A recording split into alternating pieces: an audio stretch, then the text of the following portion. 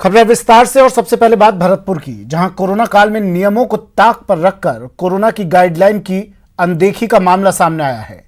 यहां एक छोटे से कमरे में बच्चों की कोचिंग क्लास चलाने की खबर सामने आने के बाद मथुरा गेट थाना पुलिस ने कार्रवाई की और कोचिंग क्लास में पढ़ने वाले 29 बच्चों को वहां से हटाया। पुलिस को सूचना मिली थी कि एक नर्सिंग होम संचालिका बच्चों को फ्री कोचिंग दे रही है। पुलिस मौके पर पहुंची, जहां छोटे से कमरे में एक साथ 29 बच्चे पढ़ते मिले। फिलहाल पुलिस पूरे मामले की जांच में जुटी है और कोचिंग क्लास संचालक के खिलाफ मामला दर्ज करने की तैयारी हो रही है। कर रहे हैं या किस उद्देश्य से कर रहे हैं ये हमें नहीं पता, उन्होंने सही नहीं बताया और वो हमको ऐसा प्रयास कर रहे हैं कि हमको दबाए इस बात के लिए कि हम गलत कार्रवाई कर रहे हैं। यहाँ सारे लोग समाज के एकत्रित हुए मौके में सबने देखा है। बच्चे अपने अपने घर चले गए, पीछे वाले दरवाजे से उन्होंने निकाल दिए। 29 बच्चे दस्ताब हुए और जो व्यक्ति पढ़ा रहा था वो SHO साहब मथुरा गेट वहाँ अपने पास ले गए। और निश्चित तौर पर जो भी ये गलत काम कर रहा है, चाहे भरतपुर नर्सिंग होम हो या कोई अन्य कोई हो, उन सब के खिलाफ कार्रवाई होगी। शिव कुमार भरतपुर से मेरे सहयोगी फोनलाइन पर जुड़ गए हैं। शिव, कौन है ये लोग, कौन थे ये लोग जो ये कोचिंग दे रहे थे? ठीक है, फ्री कोचिंग दे रहे हैं, लेकिन कोरोना गाइडलाइन के बारे में जानकारी नहीं थी क्या इन्हें? जी, मैं बिल्कुल बताना चाहता हूं कि ये भरतपुर के बीनारायण गेट के पास का मामला है, जहां पर एक भरतपुर नर्सिंग होम संचालित होता है। जो अस्पताल की संचालिका है संगीता अग्रवाल, उन्होंने NGO चला रखी है और वह छोटे छोटे बच्चों को अपने NGO के थ्रू ही कोचिंग और पढ़ाई देती है। फर्स्ट क्लास से लेकर 5th क्लास तक के छोटे छोटे मासूम बच्चों को वो क्लासें करा रही थी और उन्होंने टीचर भी रख रखे थे, टीचर उनको पढ़ा रहा था। बाल कल्याण समिति को किसी ने शिकायत की कि यहाँ कोरोना काल जैसी महामारी जब फैल रही है और यहाँ पर बच्चों को एक ही कमरे में, छोटे से कमरे में बैठाकर पढ़ाया जा रहा है और गाइडलाइन की किसी भी तरह से कोई पालना नहीं की जा रही है, जबकि सरकार के पूरी तरह से निर्देश है कि छोटे बच्चों के लिए ना तो स्कूल खोले जाए, ना कॉलेज खोले जाए और ना ही कोचिंग की जाए। फिर भी ऐसी यहाँ पर गतिविधियां चल रही हैं, जिसकी सूचना मिलने पर CWC के अध्यक्ष है गंगाराम पारासर और भी सदस्य हैं, वो भी मौके पर पहुंचे। उन्होंने हालात को देखा और तुरंत ही पुलिस को सूचना दी। सूचना मिलने पर पुलिस मौके पर पहुंची और वहां के हालातों को देखकर दंग रह गई। तो CWC ने वहां से 29 बच्चों को तो दस्तयाब कर लिया और उनके जो पेरेंट्स हैं उनको भी बुला लिया। पुलिस ने जो स्कूल को संचालित कर रहा था, टीचर जो पढ़ा रहा था, उसको अपनी हिरासत में ले लिया है और आगे की कार्रवाई अमल में ली जा रही है। बाल कल्याण समिति भी इस पर पूरी तरह से संज्ञान ले रही है और कोरोना काल जैसी बीमारी में कितने दिनों से कोचिंग चल रहा था और ये जो 29 बच्चे हैं, क्या अब इनकी जांच की जाएगी? जी बिल्कुल, अब यही जांच की जा रही है कि ये कब से इन बच्चों को पढ़ा रहे हैं और इनके अभिभावकों को भी पाबंद करने की कार्रवाई की जाएगी कि ऐसे कोरोना काल जैसे जो बीमारियां चल रही हैं उसमें भी इन बच्चों को भेज रहे हैं, तो जो पेरेंट्स हैं उनको भी पाबंद किया जाएगा। साथ ही जो CWC है वो भी पूरी तरह से स्कूल संचालक के खिलाफ कार्रवाई करने के मूड में है। जी शिव, मेरा एक सवाल और है कि क्या अब इन बच्चों के भी टेस्ट वगैरह किए जाएंगे? अगर इनमें से एक भी बच्चा कोरोना पॉजिटिव निकला तो उससे कितने बच्चों तक संक्रमण फैलेगा? अब इस बात की जांच की जाएगी? टेस्ट वगैरह होंगे कुछ इनके? जी बिल्कुल, हमने जो CWC के अध्यक्ष हैं गंगाराम पारासर, उनसे बात की है कि ऐसी महामारी में जब एक साथ इन बच्चों को पढ़ाया जा रहा है तो शायद इनमें से कोई कोरोना पॉजिटिव भी बच्चा निकल सकता है। तो ऐसे में क्या उनकी जांच कराई जाएगी? तो उनका कहना है कि यह उच्च अधिकारियों से बातचीत करके इनकी भी सैंपलिंग कराने का प्रयास किया जाएगा और बच्चों की सैंपलिंग भी कराने के लिए CWC पूरी तरह से कार्रवाई करेगी। जी, अभिभावकों की जानकारी ठीक है, ये टीचर क्लास दे रही थी, लेकिन अभिभावकों की जानकारी में भी है ये चीज कि छोटे बच्चों को अभी स्कूल नहीं भेजना है या किसी कोचिंग क्लास में नहीं भेजना है, उसके बावजूद इतनी बड़ी संख्या में बच्चे यहाँ पर मिले। जी बिल्कुल, अभिभावकों को क्या, आप सबको पता है कि कोरोना काल चल रहा है और सरकार की पूरी तरह से गाइडलाइन है कि छोटे बच्चों को ना तो स्कूल भेजा जाए ना कहीं पे पढ़ाया। हालांकि मैं बताना चाहता हूं कि जिस जगह पर ये संचालित हो रहा था वहाँ छोटी बस्ती है, छोटी बस्ती के लोग रहते हैं, उनके पास खर्चे के लिए भी पैसे नहीं होते, तो उनके मन में भी रहता है कि बच्चे हमारे पढ़े लिखे मुफ्त में पढ़ जाएं, तो यही कोई कारण हो सकता है कि वहाँ कोचिंग में वो भेज देते थे। जी ठीक है, शुक्रिया शिव तमाम जानकारी के लिए।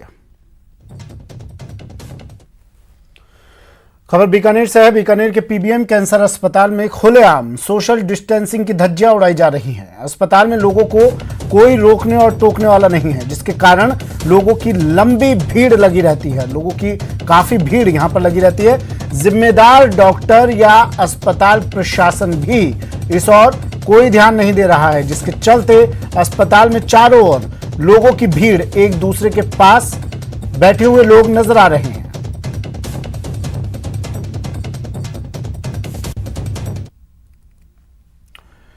और अब बात जोधपुर की। मुख्य डाकघर 2 दिन के लिए बंद किया गया है। 1/3 स्टाफ कोरोना पॉजिटिव मिलने के बाद डाकघर को बंद किया गया है। 2 दिन के लिए डाकघर पर लगा ताला। जोधपुर के मुख्य डाकघर को 2 दिन के लिए बंद कर दिया गया है। डाकघर में 1/3 स्टाफ के कोरोना संक्रमित होने पर यह कदम उठाया गया है। बाकायदा पोस्टर लगाकर आमजन को 2 दिन पोस्ट ऑफिस में नहीं आने की सूचना दी गई है। साथ ही प्रबंधन ने पोस्ट ऑफिस के दूसरे कार्यों के लिए भी दूसरे पोस्ट ऑफिस जाने की सलाह दी है।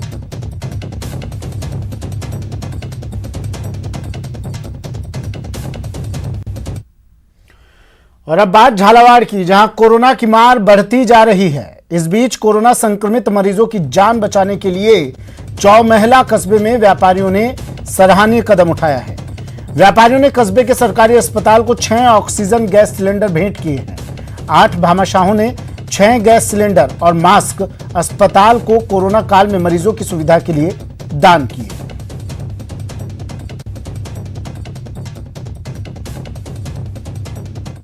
समय कोरोना वायरस पूरे देश में अपने पैर पसार चुका है। कोरोना वायरस की वजह से सबसे ज़्यादा लंग्स इफेक्ट होते हैं, जिसके अंदर ऑक्सीजन की बहुत कमी आ जाती है। और अभी CHC चौमहला के अंदर ऑक्सीजन की पर्याप्त मात्रा नहीं थी, तो इस वजह से हमने भामाशाहों को प्रेरित किया कि आने वाले टाइम पर हम कोरोना वायरस से संक्रमित पेशेंट को CHC पर ही उपचार कर सकें। और अब बात अलवर की, जहां कोरोना काल में उन लोगों के लिए अच्छी खबर है जिनका पासपोर्ट का काम कोरोना की वजह से अटक गया था। अब एक बार फिर अलवर में पासपोर्ट बनाने का काम शुरू हो गया है। 5 महीने बाद अट्टा मंदिर के सामने स्थित पोस्ट ऑफिस पासपोर्ट सेवा केंद्र में पासपोर्ट बनाने का कार्य शुरू हो गया है। पासपोर्ट बनवाने के लिए 20 लोगों को ऑनलाइन अपॉइंटमेंट दिया गया था। इनमें से 17 लोग पासपोर्ट बनवाने के लिए आज पहुंचे। पासपोर्ट बनाने वाले प्रभारी ने बताया कि पासपोर्ट सेवा केंद्र खुलने के बाद रोजाना 20 लोगों के पासपोर्ट बनाए जा रहे हैं।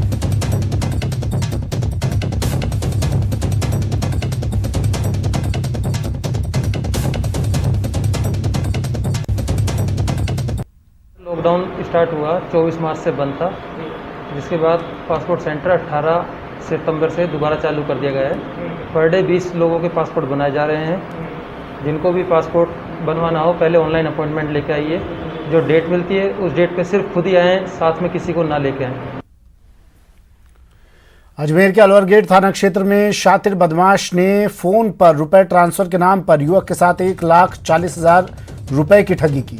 पीड़ित ने बताया कि सुबह उसके पास कोई अज्ञात नंबर से फोन आया और रुपए ट्रांसफर करने के लिए बोला। मामले को लेकर पीड़ित ने शातिर बदमाश के खिलाफ रिपोर्ट दर्ज करवा दी है। फिलहाल जांच की जा रही है।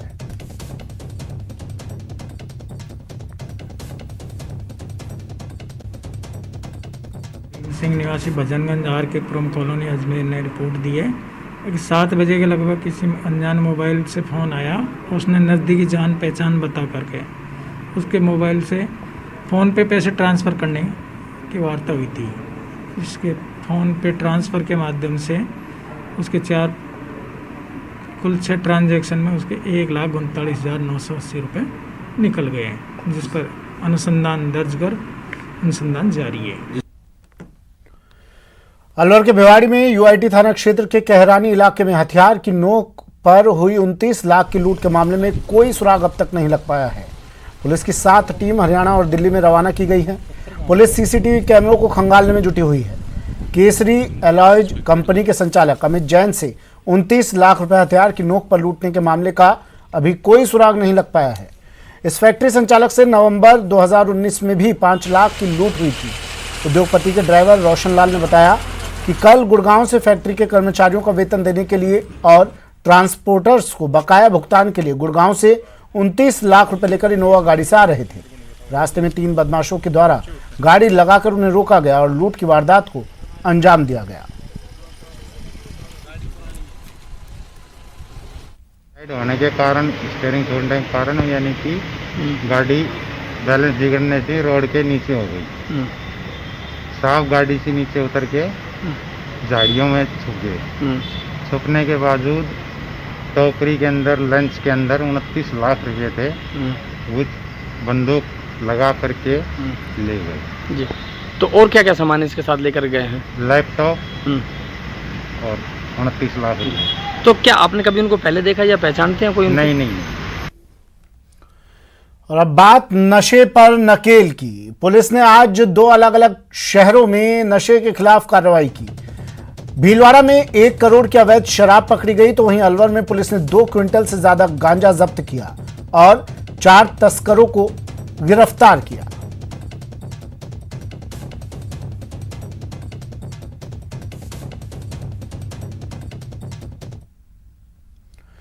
भीलवाड़ा शहर के बाईपास पर मंगलवार सुबह कंटेनर में ले जाई जा रही 1 करोड़ की हरियाणा निर्मित शराब जब्त की गई। कंटेनर से अवैध शराब के कुल 1325 कार्टन जब्त किए गए हैं। आबकारी विभाग की इस कार्रवाई में ट्रक चालक को गिरफ्तार किया गया है और उससे पूछताछ की जा रही है। बताया जा रहा है कि शराब से भरा कंटेनर अजमेर की तरफ से आ रहा था, जिसमें हरियाणा निर्मित अवैध शराब बड़ी मात्रा में भरी मिली। सूचना के बाद आबकारी विभाग की टीम द्वारा कंटेनर को भीलवाड़ा के पास नाकाबंदी कर कंटेनर की तलाशी ली, जिसमें से शराब बरामद की गई। भीलवाड़ा बाईपास पर एक नागालैंड की ट्रक से लगभग 1325 पेटी अंग्रेजी शराब की, विभिन्न ब्रांड की, जो इसमें उच्च क्वालिटी की श्रेणी की भी है, टोटल 1325 पेटी बरामद की है, जिसकी बाजार की वैल्यू लगभग 1 करोड़ रुपए है। ये कहाँ से लाई जा रही थी, कहाँ ले जाई जा रही थी? ये हरियाणा निर्मित है और ड्राइवर अभी इस मौके से फरार हो गया है, जिसकी तफ्तीश की जा रही है। जिसके बाद अलवर की भिवाड़ी पुलिस ने बड़ी कार्रवाई करते हुए 4 गांजा तस्करों को गिरफ्तार किया है। पुलिस ने तस्करों के पास से 229 किलो गांजा बरामद किया है। पुलिस को जानकारी मिली थी कि उड़ीसा से भारी मात्रा में गांजा लाया जा रहा है, जो राजस्थान होते हुए पड़ोसी राज्य हरियाणा ले जाया जाएगा। उसके बाद पुलिस ने नाकेबंदी करते हुए चौपाने की थाना क्षेत्र में हरियाणा और राजस्थान की सीमा पर चौकसी बढ़ाई और पेपर से लदे ट्रक में छुपाकर ले जाए जा रहे गांजे को बरामद किया। फिलहाल पुलिस तस्करों से पूछताछ में जुटी हुई है। कार्रवाई के दौरान हमने 4 मुलजिम गिरफ्तार किए हैं और अब हम उनसे अनुसंधान कर रहे हैं। ये पूरा जो नेटवर्क है गांजे का, उड़ीसा से या जो अन्य जो निकटवर्ती राज्य हैं वहाँ से आता है, राजस्थान में भी आता है, अब तक के अनुसंधान से जाहिर हुआ और हरियाणा में भी जाता है। चलिए, वक्त यहाँ पर एक ब्रेक का है। ब्रेक के बाद दिखाएंगे गया टेम्पो पानी में।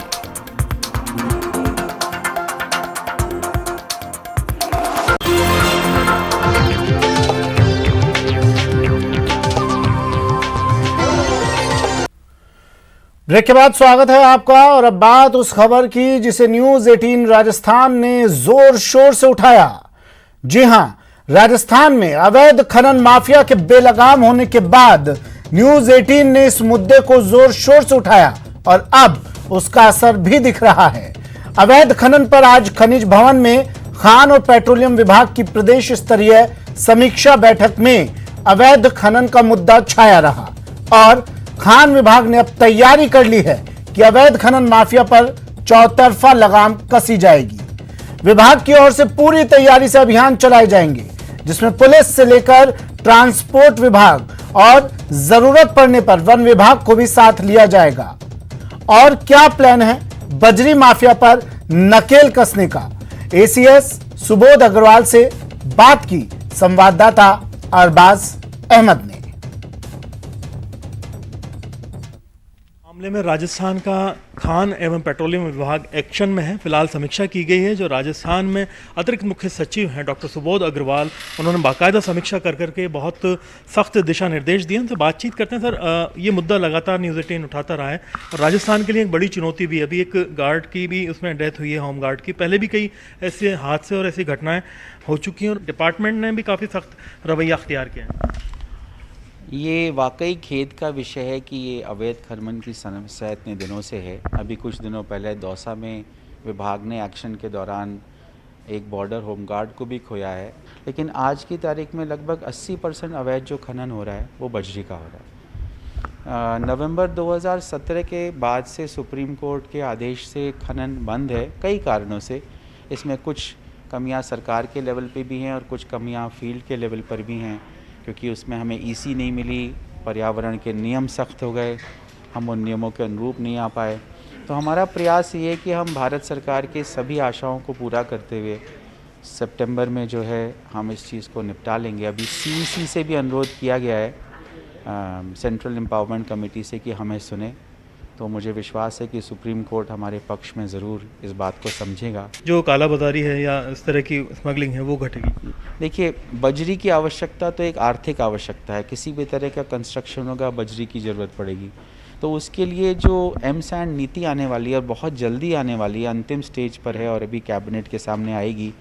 और जो इसका फ़ायदा ये होगा कि जो ओवरबर्डन के रूप में जो जगह जगह आप देखते हैं लोग काफ़ी एनवायरमेंटल डैमेज करेंगे जी, तो उस ओवरबर्डन को, जो वो मटेरियल है, उसको ये लोग एम सैंड की तरह बनाएंगे, तो ट्विन फ़ायदा होगा। जो मांग और आपूर्ति पूरी करने के लिए एम सैंड नीति अगली कैबिनेट में पेश करती जाएगी, ताकि जो बुनियादी ज़रूरतें हैं वो पूरी हो जाए और जिस तरह के हालात हैं उनके ऊपर काबू पाया जा सके। कैमरा पर्सन यासीन के साथ में अरबाज अहमद, न्यूज़ 18 के लिए जयपुर से।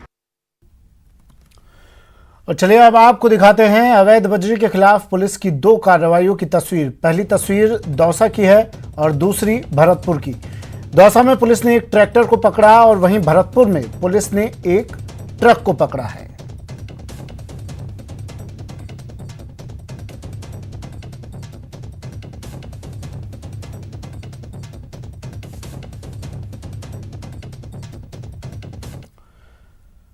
पहले बात दौसा की। दौसा में बजरी का अवैध खनन और परिवहन लगातार जारी है। बसवा थाना क्षेत्र में अवैध बजरी का परिवहन करने वाले ट्रैक्टर बेधड़क ओवर स्पीड से दौड़ते नजर आ रहे हैं। पुलिस ने आज अवैध बजरी ले जाते एक ट्रैक्टर पकड़ा और कार्रवाई शुरू कर दी।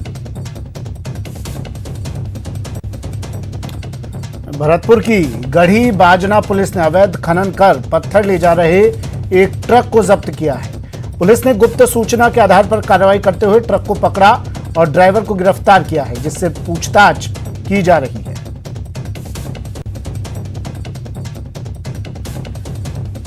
भरतपुर में अवैध खनन वालों पर शिकंजा। दौसा और भरतपुर की तस्वीरें आपको दिखाई। ये तस्वीर भरतपुर की। सामान से भरा ट्रक जब्त किया है। अवैध खनन से भरा हुआ ट्रक जब्त। सूचना मिली पुलिस को और उसके बाद पुलिस ने ये कार्रवाई की।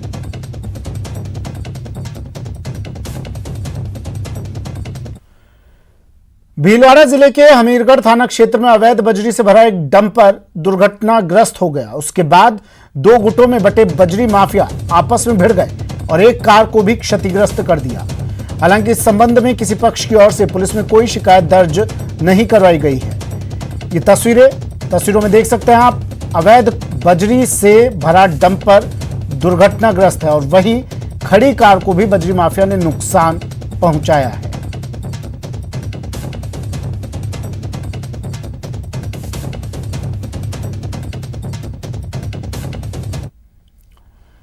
खबर जोधपुर से है। जोधपुर के बाप पुलिस ने बड़ी कार्रवाई करते हुए एक मिनी ट्रक से 45 लाख रुपए बरामद किए हैं। साथ ही पुलिस ने ट्रक चालक और खलासी को भी गिरफ्तार कर लिया।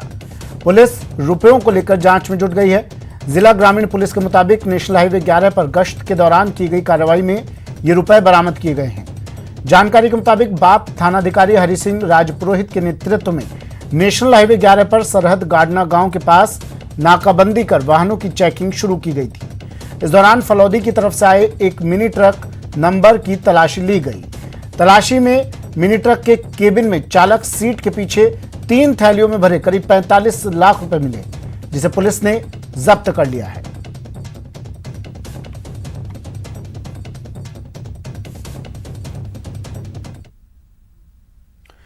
Jaipur association of resident doctors यानी जार्ड ने घोषणा की है कि यदि मंगलवार शाम तक सरकार उनकी मांगों पर विचार नहीं करती है तो वे बुधवार से हड़ताल पर चले जाएंगे।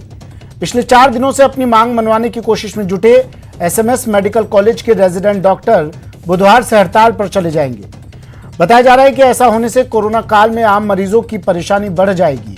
इस पूरे मामले को लेकर जार्ड पदाधिकारियों से बात की संवाददाता सचिन ने। मूलभूत आवश्यकताओं और सुविधाओं की मांग को लेकर रेजिडेंट डॉक्टर आज दूसरे दिन भी कार्य बहिष्कार पर रहे।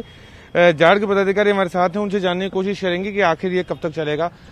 अशोक विष्णु जी, आपसे जानना चाहेंगे, आज दूसरा दिन था कार्य बहिष्कार का, 2 दिन आपने काली पट्टी बांध के विरोध किया, आखिर सहमति क्यों नहीं बन पा रही है? सहमति क्यों नहीं बन पा रही इसका तो मैं कुछ जवाब नहीं दे पाऊंगा, क्योंकि हम लोग पूरी कोशिश कर रहे हैं कि सहमति बने, इसीलिए हम लोगों ने कार्य बहिष्कार को ही जारी रखा है। और हम चाहते हैं कि सरकार टाइम ले और सरकार जल्द से जल्दी निपटाए मामला। उन्होंने 1 दिन का टाइम मांगा था हमसे कि कल तक हम व्यवस्थाएं ठीक कर देंगे, तो आज का टाइम है उनके पास। अगर शाम तक वो कर लेते हैं तो हम लोग फिर, हमें कोई वो दिक्कत नहीं है कि हम लोग काम नहीं करना चाह रहे हैं या फिर काम से भाग रहे हैं। हमें हमारी व्यवस्थाएं चाहिए। सच में ऐसी स्थिति आ गई है यहाँ की कि इतने रेजिडेंट पॉजिटिव है और उनके लिए कोई जगह नहीं है। अभी अगर 5 रेजिडेंट हमारे पॉजिटिव आ रहे हैं तो कहाँ भेजें उनको? कोई उनको अगर जगह अवेलेबल हो जाए तो हमें कोई दिक्कत नहीं है। वही चीज़ है कि हमें, वो बोल रहे हो जाएगी, कब हो जाएगी? पॉजिटिव तो यहाँ धनाधन आ रहे हैं, दिन में 5 लोग पॉजिटिव आ रहे हैं, हमेशा की बात है ये। 45 से ज़्यादा हमारे रेजिडेंट अभी पॉजिटिव है और 100 से अबव पॉजिटिव होके और मतलब एसिम्प्टोमेटिक हो चुके हैं जो होम आइसोलेशन में है। तो ये सारी बुनियादी व्यवस्थाएं अगर सरकार ठीक करती है तो हम लोगों को कोई इश्यू नहीं है। लेकिन सरकार ने आज का 1 दिन मांगा है, अगर आज भी हमारी सहमति नहीं बन पाती है तो फिर ये क्लियर मैसेज है कि शाम को हमारे जीपीएम के बाद में कड़ा रुख अपनाएंगे हम लोग। कैमरा पर्सन अविनाश शर्मा के साथ सचिन कुमार, न्यूज़ 18 जयपुर। जयपुर में जेईसीआरसी यूनिवर्सिटी का वर्चुअल ओरिएंटेशन प्रोग्राम आयोजित हुआ। वर्चुअल प्रोग्राम में जुड़े प्रसिद्ध कवि कुमार विश्वास ने रामायण के प्रसंगों से उदाहरण देकर विद्यार्थियों को जीवन में संघर्ष के लिए प्रेरित किया। जेईसीआरसी फाउंडेशन के चेयरमैन ओपी अग्रवाल ने नए विद्यार्थियों को प्रेरित करते हुए कहा कि सपने देखिए और इन सपनों में देश और समाज के हित की बात भी होनी चाहिए। जिसने हर पल स्कूल या कॉलेज नहीं जाने की तरफ महसूस की है, today is the turning point of your life after which you will be able to carve the future of our nation India. Might appear small in terms of its area, but its contribution been very, very huge. According to the diary of Hien Sen, Takshashila was the first university of the world which was located in the northwestern India, which had 10,000 students at that time. आपके पास समय को excuse देने के लिए, समय को बहाना बनाने के लिए कोई कारण नहीं। आज से 20 साल बाद आपके औलादों के सामने आपका बहाना नहीं चलेगा कि वो ऐसा हो गया था, मैं तो ऐसा हो गया था। वो पूछे ना पूछे, उनका मन जरूर पूछेगा, वो कहेंगे जरूर। और देखिए कि जब आप एक पीढ़ी होते हैं तो ध्यान रखिएगा 2 पीढ़ियों के निशाने पर होते हैं। एक जो पीछे पीढ़ी खड़ी है वो आपकी तरफ आशा और उम्मीद से देखती रहती है पूरे टाइम। मेरे पिताजी को तो मुझ पर आज भी शक रहता है कि ये ठीक कर रहा है कि नहीं कर रहा है, पहले से रहता था। और मेरे बच्चों के दृष्टिपथ में भी मैं रहता हूं कि ये कर क्या रहे हैं, होगा क्या। फिलहाल इतना ही, दीजिए इजाजत, नमस्कार।